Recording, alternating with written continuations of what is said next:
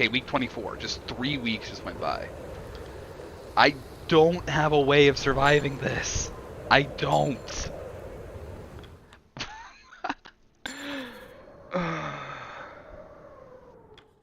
I don't have a way to survive this, and I am terrified. My god, my god, my god. Great, first up, engineers, keep the heat going.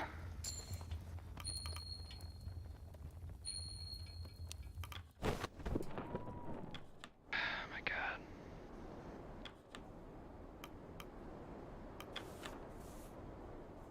Okay, Mr. Gloss will die from frostbite. Ah, my god, my god, my god, I don't have anything. I'm scared someone's going to suggest eating one of the dogs. Oh, that's 100% going to happen. Like, that is so going to happen. And I hate it. Mate, I'm losing track of the days. You're not alone there. You've even holed up in here for 3 weeks already. 4 weeks, actually. Shit, you're joking. Afraid not. Shit. Mr. Templeton, you wouldn't happen to have a spare pen, would you? It's so cold. Thinking my own froze up. I'm afraid I have the same issue. Ah, blast it. I have to warm it up by the furnace then. How's the mutts doing? Overstimulated, bored, cramped. I'll grow used to it in time. What is the state of the boiler? Oh, what's the state of the boiler? Cramped, but it works.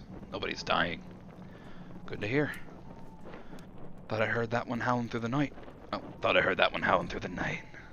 No dogs, people go first. Stanbury? I doubt that. Stanbury's remarkably well behaved. Low bar for those animals. Better behaved than most of this crew. Again, low bar. See, this is what I mean, and I really wish I made Runt join the engineers instead of the scouts, because a third engineer would be so useful right now for just keeping people warm.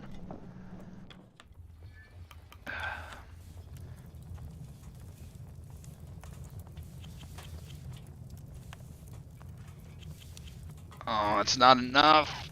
It's not enough. Fuck.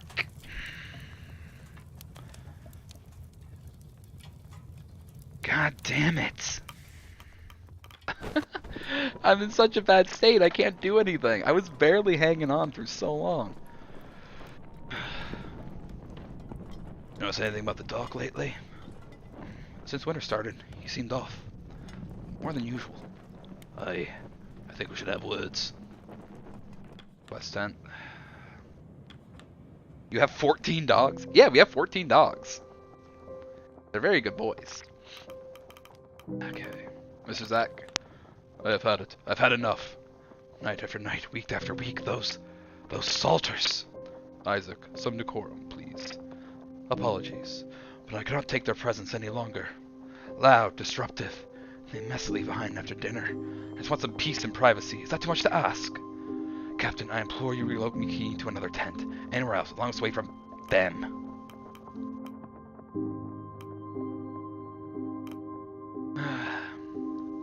Like, this isn't the time. We're a crew. You can't live peace with the sailors. You will have to learn. Learn? Captain, please. Captain Shaw is right. We're all working together. A little professional conduct will go a long way, Mr. Isaac. Right.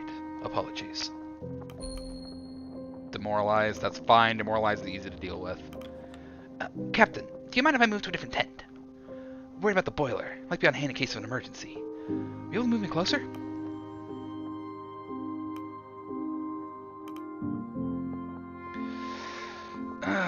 People are freezing to death, Mr. Zach. Okay. I want my engineers by the boiler. This feels important. Of course, you can move there. Thank you, Captain. That eases my mind. Lefty. Captain, hate to do this, but you mind moving me to a new spot? It's getting awfully cold. These old bones are starting to crack. Without special treatment, let's move closer to the boiler for warmth. I'm sorry I left it, just granted that spot to Grips. Ah, I should have figured it would be in demand. I was a little too late then. Shame. Grimly. Sure, Templeton. Need to do something about Arthur. Arthur? The doctor. Right, yes, Dr. Nutley. What do you mean, Grimly? Since winter started, he seems unwell. I think the pressure's starting to get to him. I'm surprised to see you coming to us with this issue. I didn't think you to show concern to a high-class landborn. He's a good lad. Means well. Besides, he's part of the crew. Hunt picked him out.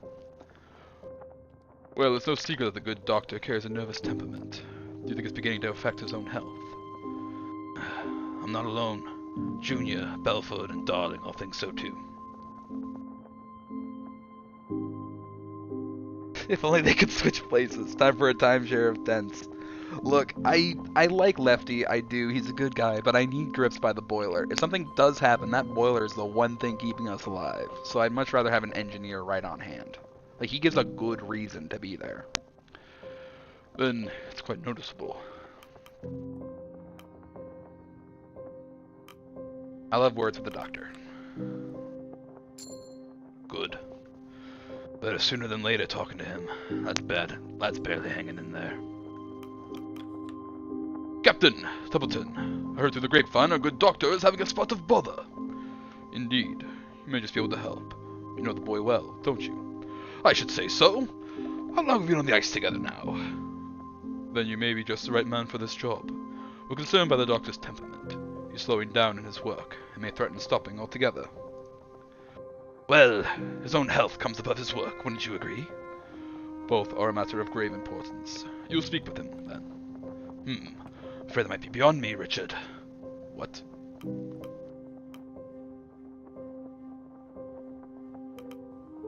It's Captain's duty to consult the crew. Right you are, Robin. But it's not just that. I've spoken to the lad quite a bit. I never made it through to the boy. A tough nut to crack. I might have the right disposition for it. Too soft, I say. Excuse me? You treat him too softly. The young man's a doctor. Does not need to be handled with gloves. What he needs is someone to remind him of the duty behind his role. No sugared words. The boy's temperament is hanging by a thread. You want Shaw to approach with a saw? You said it yourself. The gentle method proves ineffective. I said no such thing.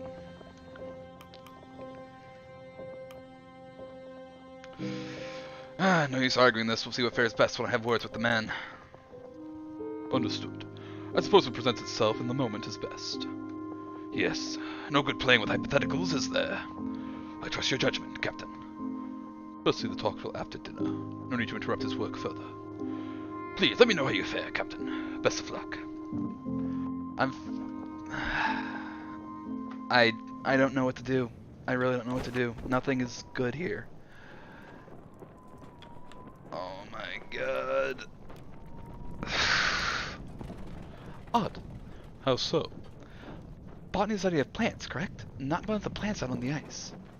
The meteorologist, the biologist, I understand. But why were you chosen? I have a much wider range of knowledge outside of my field. I was chosen to be the head scientist of this expedition. By the benefactor, correct? Beat him up? Are we gonna beat up the doctor? Why would we beat up the doctor? Yes. Which reminds me, just who is this benefactor of yours? I asked Hunt often, but he always avoided the question. He avoided most of what was asked of him. You ask many questions, Miss Belford. Exactly what Hunt said. You seem adamant not to answer. I do not see it as relevant information. Everything is relevant, Mr. Templeton. You only hide secrets for so long. We will see about that. Grips and Dick. About a quarter of the way into the winter, by my count. You have a different count, by any chance? No. Damn, I was hoping you might. I don't have the means for any of this, man. Repair a hole. God. Alright, go in.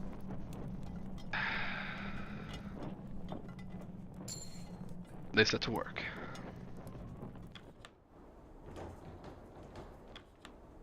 Is there anything I can do for the crew?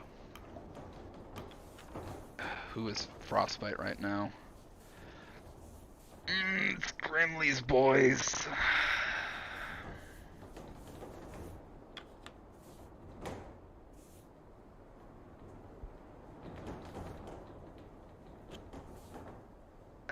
Runt has Frostbite, man. I don't want to lose a child. Violence! Oh my god. You're malnourished, that's fine. We can deal with that later.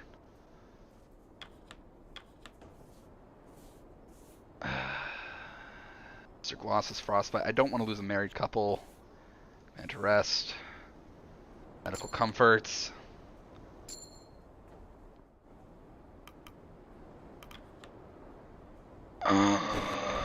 Fucking hate it here, man.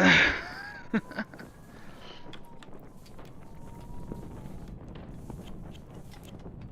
my god. I'm gonna start losing people. Like, I'm gonna lose Tashi to Johns and Gnomes. I can't. I don't have the resources and it sucks. Also gonna lose Quilzy. Damn it.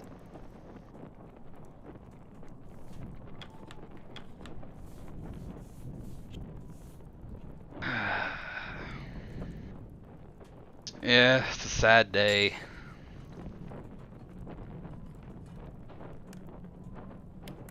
I'm gonna start losing people over the winter. The crew have their meal. Longtar continues.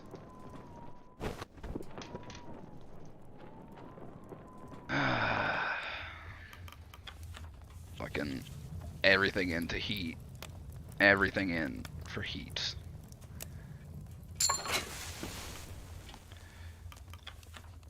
My god. Leave. Nutley. That really will ruin morale, huh? Yup. We're in short supply of everything right about now, man. Captain. Is there an issue? We need to talk, Doctor. Oh, right. Captain, I must apologize. There's no need to apologize, Doctor. But there is. I know I'm not what you would have asked for in a ship's doctor. I'm nervous. My mind is often scattered, and the sight of blood, well, it makes me faint. Hardly qualified for being a surgeon, are they? You're a fine surgeon nonetheless. You got us through this far. Captain, there's something I must confess. The reason Hunt took me on against all other candidates, well, because of my father. I doubt that. Hunt didn't seem the sort. But it's true, Captain. Well, you see, my father was Hunt's barber. They were quite friendly and, well, my father called in a favor. It's more like that Hunt was repaying the barber than the simple fact that you were in the work. Yes! Sorry. My father was so proud when I took this expedition that he could finally toughen his boy up. He was always obsessed with that. No matter what I did for him, it always came back to how tough I was, or wasn't. But you can see how well that worked, can't you? I've had no issue with your work, Nutley. Captain, there's no need to protect my self-worth. I know where I stand. Some of the crew have been quite kind to me. Too kind. Whether it's harsh words from Templeton or pats on the back from Kurt, their eyes are all the same when they look at me. A burden. A mouth to feed. So, prove them wrong. But I don't believe they are. I've tried, but I have to accept it. My cowardice leaves me a drain on the crew's resources. Selfishly so. Perhaps it's better of me to...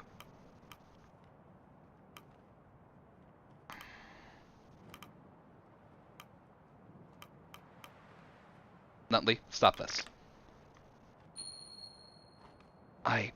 Right. Of course. You're right. Huh. I suppose I'm acting foolish. Now isn't the time to lose my nerves. What remained of them. I'm sorry for worrying you, Captain. Nutley walks off, making his way back to his tent. Clearly much is on the doctor's mind. We can't not have a doctor, though. No, we need a doctor on this ship, man. We're about to lose, like, fucking 3 of the crew.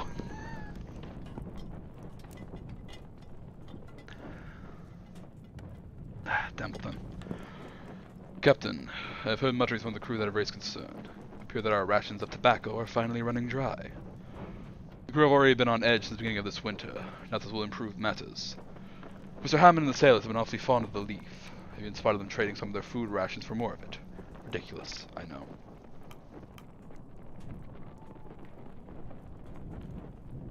I never understood why tobacco was included amongst the tin rations in the first place. Ways we could have included more food.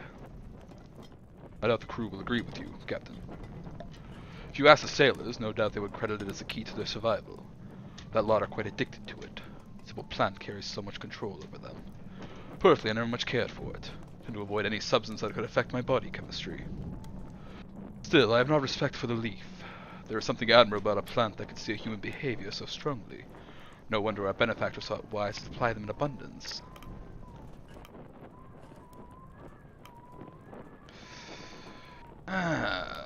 This is interesting.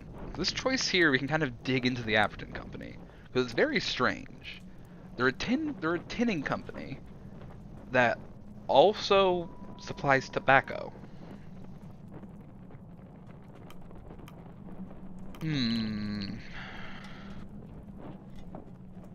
Tobacco, tin food. Our benefactors have their hands in many affairs, don't they?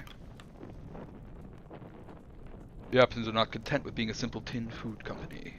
No, they are building an empire. Just as they funded this expedition, so too have they funded countless ventures, countless discoveries. That is how their business operates. Do you believe they were simply fortunate enough to have peaches grow in their back garden? I dealt with similar companies in my time, Templeton. Many cut corners, focused on quantity over quality. It is a shame that the two are not inclusive. That is an unfortunate reality of our world. If some flavor is sacrificed in the name of providing such a necessity to the masses, then I would consider that an overall positive, no? You may have your doubts, Captain. I understand that. If I approve of their eagerness to mine natural resources, sell them off as the cost they do, no. However, I also understand that commodification is the vehicle to scientific study. I have all the money I need to research these plants. I have seen several breakthroughs and discoveries that would not be possible without their financial aid. If in return I must provide them with a commodity to mass produce and sell off, then so be it. I consider that a mutually beneficial arrangement for all involved. I seem truly passionate about this. I have spent a great deal of time questioning this arrangement, Captain. Do not think I simply took a paycheck blindly. I've weighed my options time and time again, and I know the good fortune our benefactor has afforded us. I apologize, Captain. It's not like me to ramble like this. I suppose the tension of this winter has begun to affect me as well. Perhaps a cigarette would help even myself. Perhaps I simply need a good night's rest. Good evening, Captain. Oh my god, I'm stressing.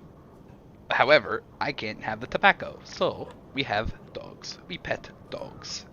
Ruffle its fur. Tickle it behind the ears. Give paw. Oh my god.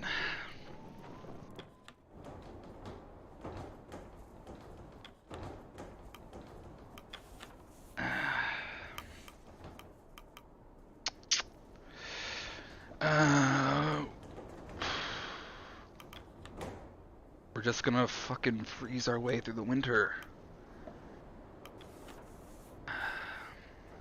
Alright, we're just gonna put Miss Gloss here, because we have a spare person, so why not?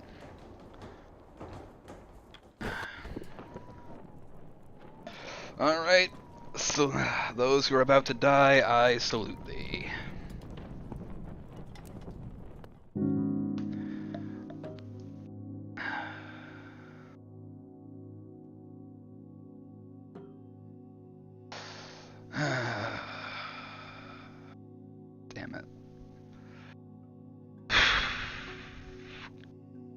Confirm the rations for the week. The long winter continues. Tash has come to frostbite. 2 Johns come to frostbite. Gnomes has come to frostbite. Lefty is demoralized. Zach is demoralized. Quilzy has come to their frostbite. York the Third is malnourished and resistant to scurvy. Lefty is now freezing. Mr. Gloss is now freezing. Miss Gloss is now freezing. Grips has become malnourished. I don't have the supply. We're gonna fucking die, man. Week 28. This is a bad day. I'm gonna get fucking roasted. Lefty Tucker cavity. Gnomes. All the bloody headaches you caused me. It's not right that I'm here. I should have gone first. It's just not right. Wait, Run Star's dead? 2 Johns. Oh, Captain. Sorry, I'm not looking to talk right now. My best friend is dead. Much quieter around here without 2 Johns. Feels a lot colder too. Good friend, Captain. A great one, actually.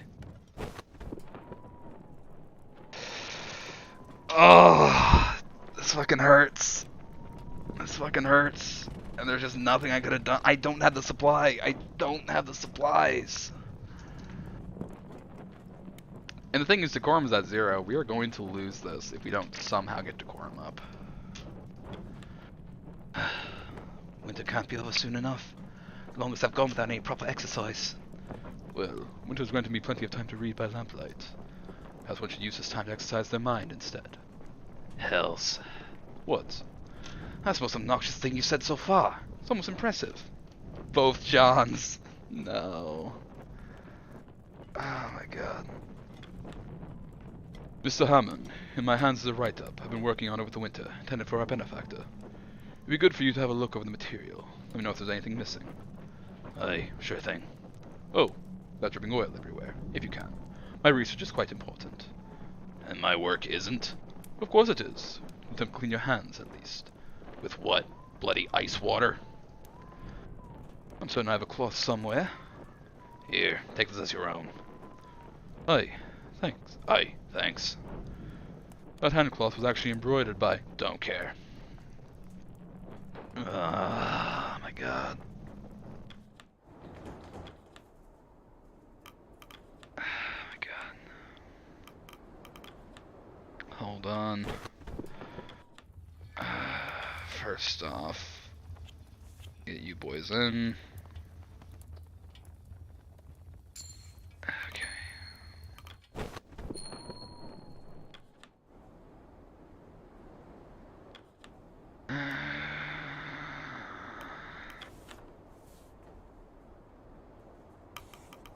Medbay, who is... Oh, they're fucking blacked out. Alright, Lefty, you go in. You have Scurvy, you go in. And you two to rest. Okay. I have a question. Okay, they didn't turn into resource cards. So that's what I was worried about.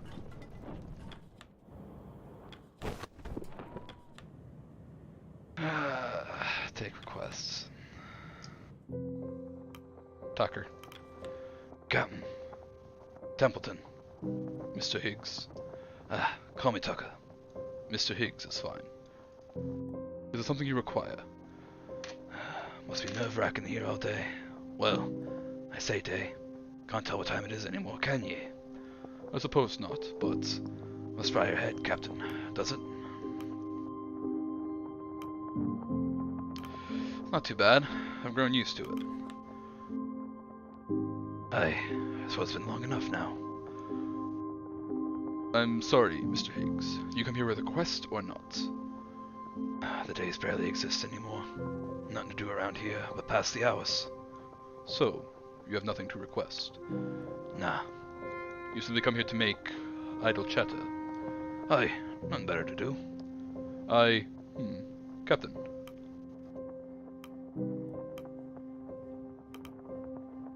Go play cards with the others. If you're the 50th game this week, Captain. But I'll not keep you from your work any longer. Captain, it seems the winter's beginning to take its toll on the crew. Take great care to ensure they keep their minds active, so a good deal of winter left to work through. Front. Captain, can you move me to a new tent? I'm stuck with my dad all winter. Thought it proper to place you with family. Not a child. You most certainly are. Well, I don't need him looking over my shoulder all the time, sir. You need your own space, then. Oi. Can you, Captain? Nope, your father should be watching over you. Not a child! Uppers like that won't convince us otherwise. Fine. Oh, he's demoralized. I should have moved him.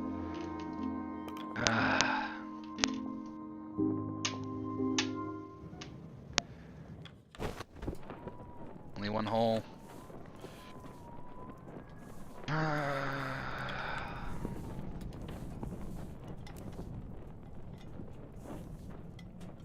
Wait.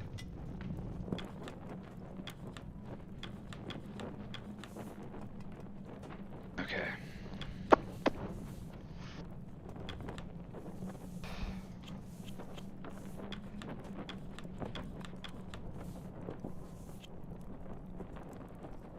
Alright. Y'all fix that.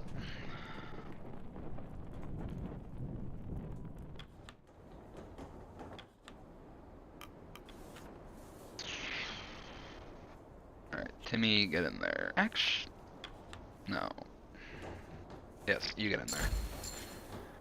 And I'll send the scientists. I need medical comforts.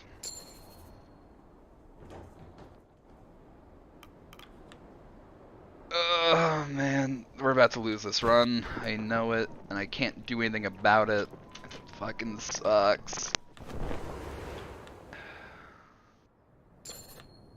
That was penguin carcass. Go get them preserved. Oh my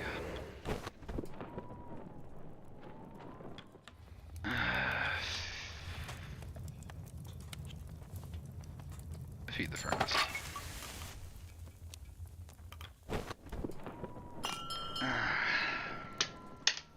The crew have their meal. They return to their posts, and the long dark continues. Nutley, what's up? We step out of the tent, you notice Nutley approach. Captain, I've been thinking a great deal over the last while. I want to thank you for speaking with me when you did. I needed that. I've certainly made this expedition more difficult than had right to be through my previous cowardice. And for that, I'm sorry, Captain Shaw. Nutley, not a single one of the crew has doubted you. We owe you a great debt.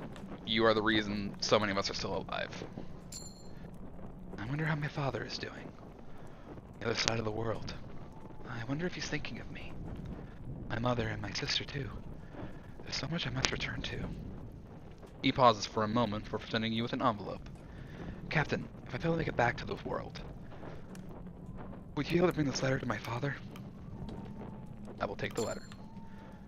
And give him a nod. The doctor gives you a nod back. Thank you, Robin. Anything I should know about your father? He is a thoughtful man, in a sense. Stern, but he has a good mind. You have nothing to worry about, Captain. Nutley gives you a nod as he makes his way back into his tent, and you make your way back to camp. Letter rests neatly in your hand. I'm not reading this. Gotcha. I've noticed something. What's that? Look at some of the older photographs. I feel the dogs have grown quite a bit since we first landed. Yeah, I've been here for quite some time, yes. It'll be interesting to see the time-lapse. I expect the rest of us to grow taller as well. Ha! That reminds me, I've never interviewed you yet. And you just might be the most interesting member of the crew. I'm not a member of the crew. There's no need to interview me. I disagree. Is that so? There's too much I'm curious on. What led to the dog handling? Why the accident? Why are you Lady Cordell? You do recall the figure of speech regarding curiosity in the cat, yes? I thought you're more of a dog person. That was a joke. I'm aware. I take it then that you're not interested in answering my questions? Not in the slightest. Understood. Yeah, let's run. Is winter over yet, Da? Oh, you're sick of it, eh? I was sick of it when it started. I want to move. Not much longer now, I'm sure.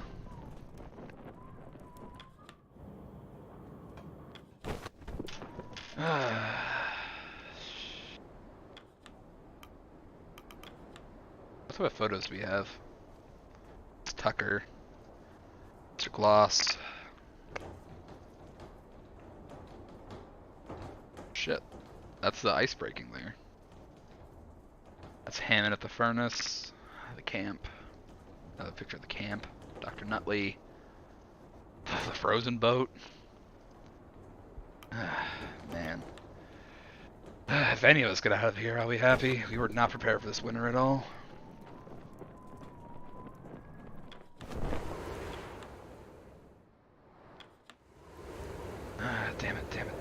Damn it. I feel so bad. I really want to like get through this and not lose anybody. I don't have any food. I don't have any heat. Oh my god. Alright. It's the end of this week.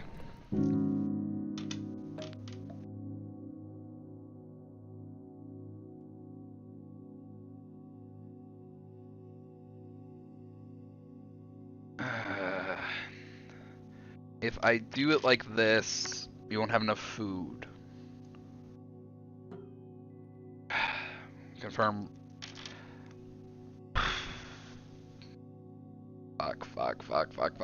Fuck. See, do it like this. The long winter continues. Let's was cured of their freezing.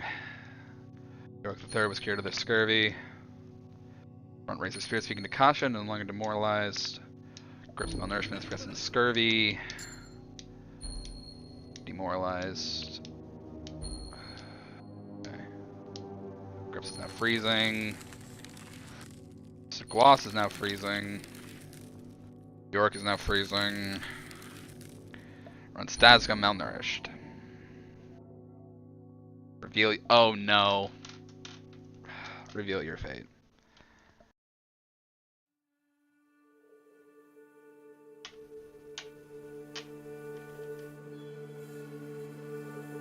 Yep.